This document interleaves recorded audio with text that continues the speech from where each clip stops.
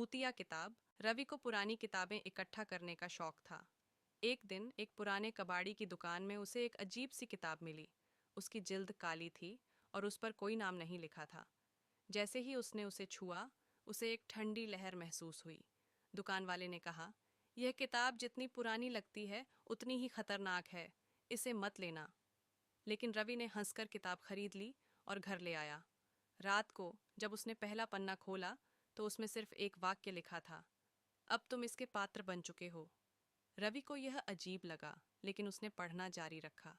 जैसे जैसे वह आगे बढ़ा, किताब की कहानियां डरावनी होती गईं। लेकिन असली डर तब आया जब उसे एहसास हुआ कि कहानियां उसके अपने जीवन से मिलती जुलती थीं। एक कहानी में लिखा था कि एक युवक ने एक पुरानी किताब खरीदी और उसे पढ़ने के बाद उसकी मौत हो गई। अगले पन्ने पर युवक का नाम लिखा था, रवि। वह घबरा गया और किताब बंद कर दी। लेकिन तभी कमरे में हलचल हुई।